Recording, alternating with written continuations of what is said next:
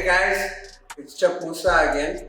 Welcome to another banging episode. This episode is something a little bit different. It's our first official customer feature car, and the car we're featuring today is what we call in the car industry a unicorn of a car. So before I tell you details on the car, it's mandatory. I gotta thank you guys so much for all the guys that have subscribed, been commenting, watching the video, sharing the video. It goes to show that you guys are telling your aunties, your uncles, your grandmother about the show. I want to thank you guys from the bottom of my heart. It really means a lot. And you guys are motivating us to carry on and give you more content. I'm loving your suggestions, so well done to you guys. Right now, I'm proud to say that we, and I mean we, myself, my cameraman, and you guys, are standing in our showroom that officially has the only two bag E30 station wagons in Africa. So we're not going to be doing a feature on Puta, but we're rather going to be doing a feature on this red beauty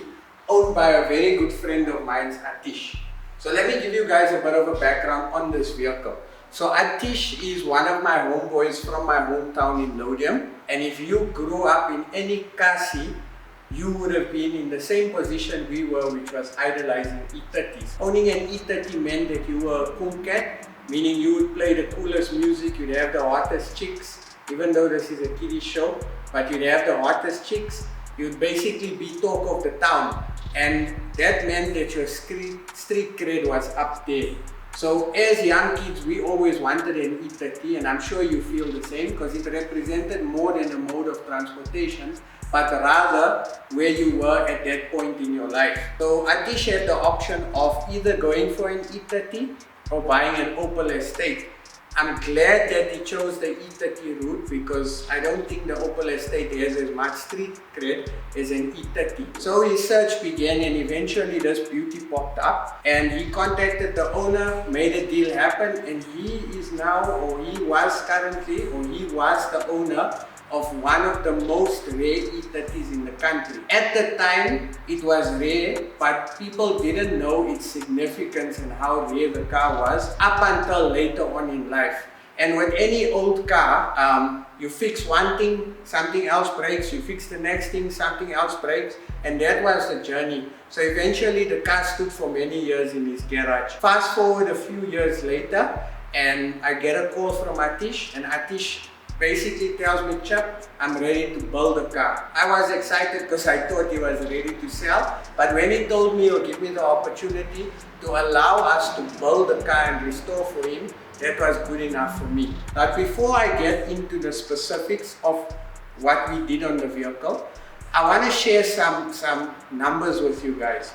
So an E30 station wagon, like an E30 cabriolet known as the pillarless, was never brought into South Africa, or it was never offered for the South African market. Most examples in the country have been imported either by the dealership on a specific order, or the owners themselves lived overseas, and when they came to South Africa, they chose to bring their vehicles with. Now, there's something interesting that you guys possibly don't know. In the car industry, you get what normal people see, and then you get the underground society.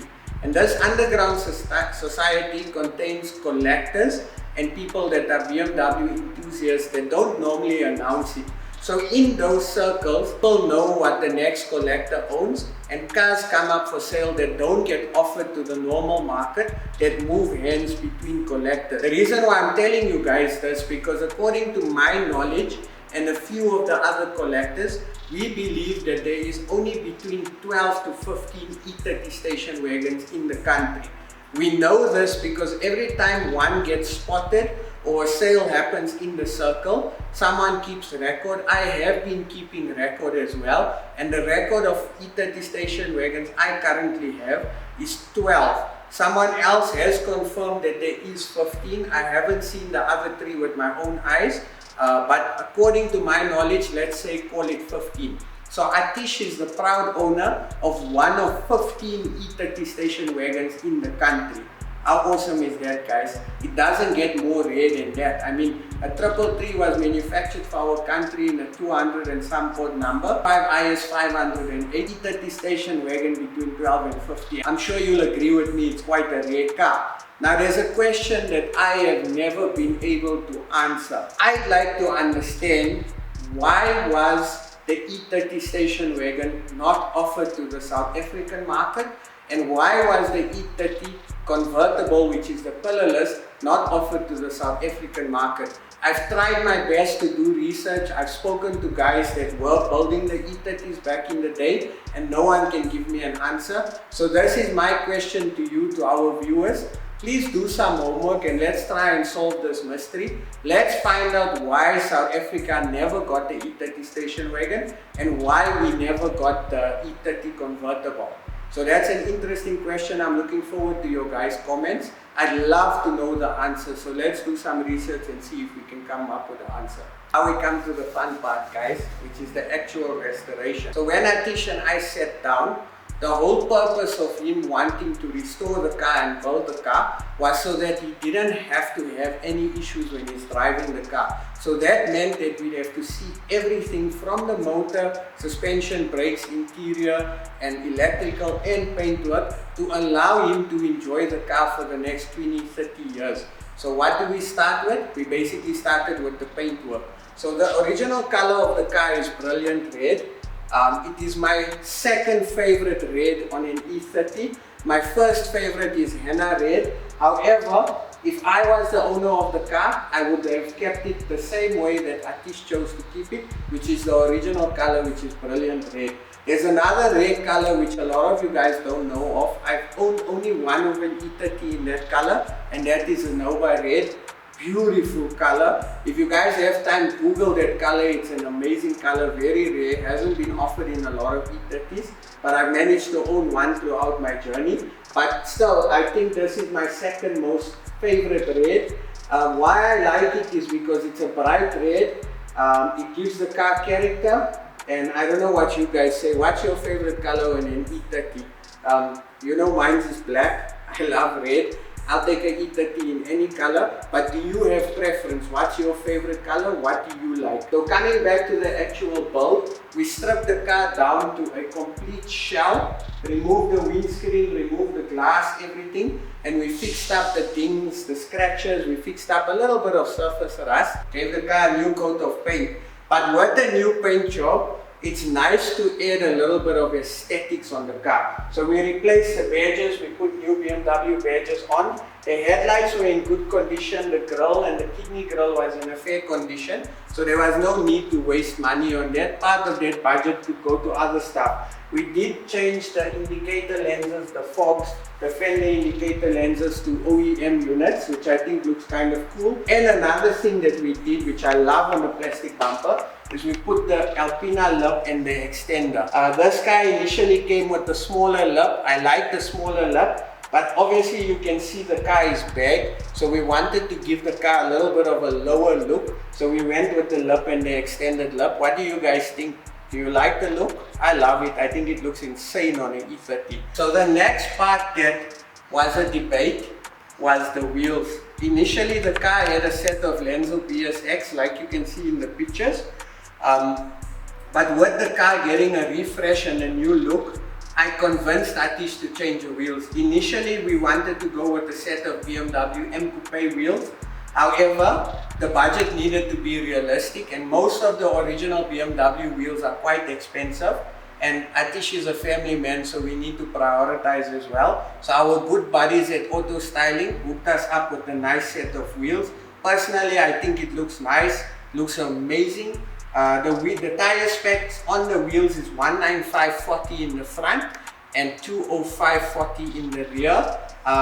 The type of look we went for with the air suspension as well is tuck. So you get two types of looks. You get tuck and you get fitment. This is tuck, where the wheel tucks under the fender, and fitment is basically where your wheel or where your fender tucks in between your tire and your wheel. It's two different looks. I like both the looks. It depends on you. What look do you guys like, or what look do you guys prefer? A better example is of tuck is the way the wheel sits. So you can see the wheel is tucking under the fender. We had to roll the arches a bit to accommodate the wheel. The specs on the wheel is 8J front and 9J rear, and we stretched it out a little bit, but it's not too much of a stretch because Atish plans to drive the car often. It's not just a show car. Now we come to a part where I'm laughing because this is an I told you so moment for Atish. So Atish, if you're watching, I'm gonna say it again. I told you so, bro. You should have listened to me the first time. So initially, Atish had an idea that he wanted a white interior. The white interior is nice, but back in the day, a lot of guys went with the white interior because it was fine then. However, now personally, I'm not a fan really of the white interior, especially on the style and look of this car. So we did cover the seats in white, and I wish I could show you guys Atish's reaction when I showed him pictures and he actually came to view the seats. He was like, what did I do here? And I laughed and I'm like, dude, I told you so. White is not gonna work for this car. So Chip, being a passionate guy, I said, okay, look dude, let's recover the seats for you, just pay me for the material. And you'll notice that sometimes on bills like this, or sometimes throughout dealing with clients, I will make calls like that, obviously because I enjoy what I do. And if I let him go with a set of white seats out of the shop and the car looks like this, it's not a good look for us. So I would rather compromise and have the car looking to what it's supposed to be as opposed to worrying about our pocket. So I convinced Atish, let's go with the grey leather and let's go with the Ubicaro fabric. Another question I want to pose to you guys to keep this interactive is, what color choice of interior and style would you have chosen? Do you guys think we went with the right color combo? Personally, I think it looks awesome, it looks period correct, and it looks amazing.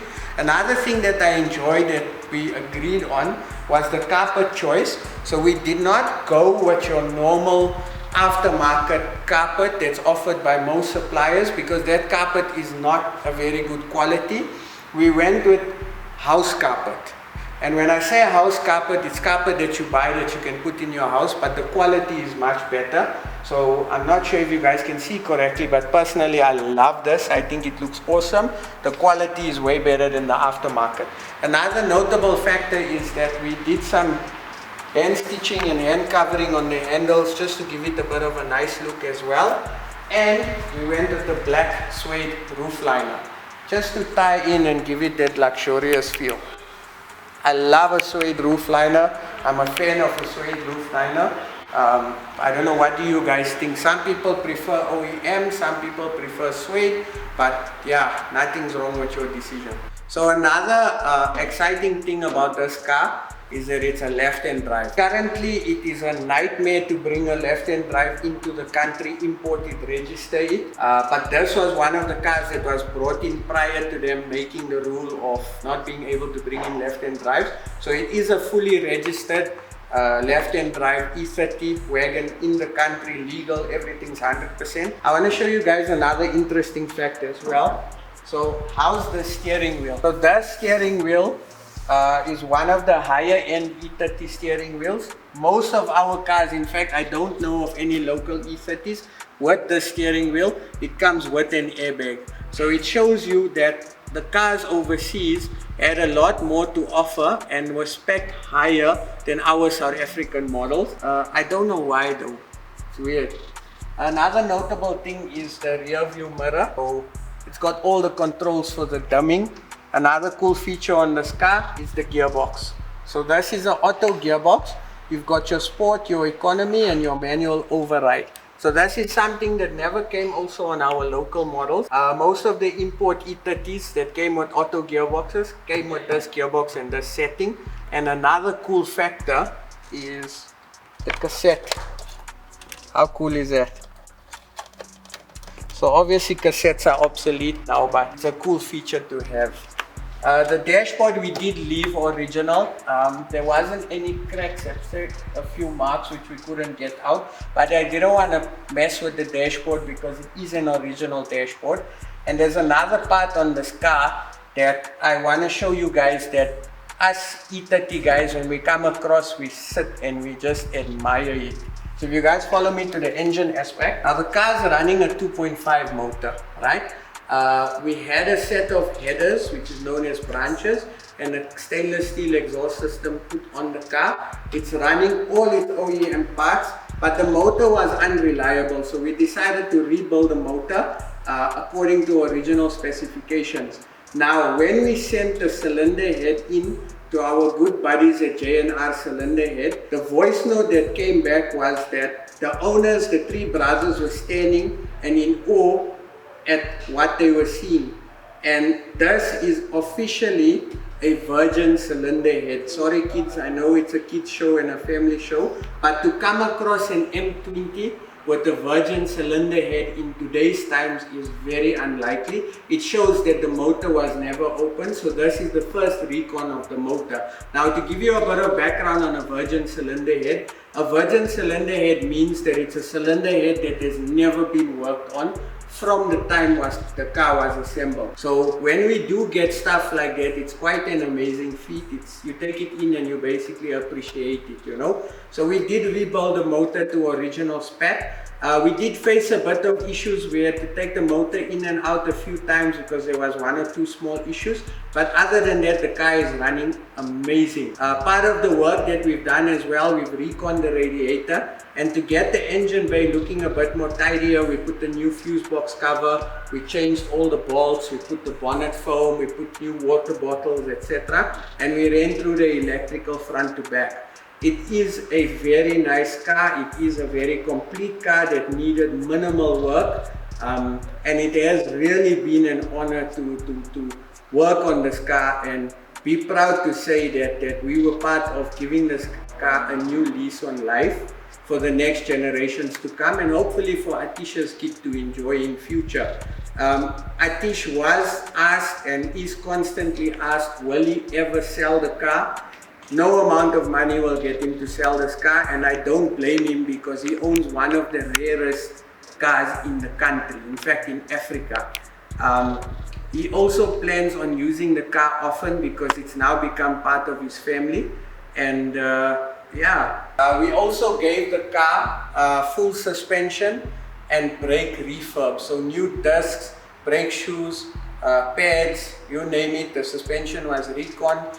We reconned the cooling system because on an E30 M20, the cooling system sometimes is a problem. So this is a tip for you guys. When you do buy an E30, it's important that you make sure that the cooling system is working 100%. So your water pipe could give issues, your thermostat could be blocked and the water could not be circulating. That will result in your car overheating and you damaging your cylinder head. And trust me when I say E30, M20, 3 to 5 parts are getting super scarce. Cylinder heads, blocks, crankshafts, you name it. It's becoming harder and more expensive. So when you buy a car, make sure you do your checks correctly and thoroughly, because you don't want to sit with the car where you bought and you just got to throw money in it.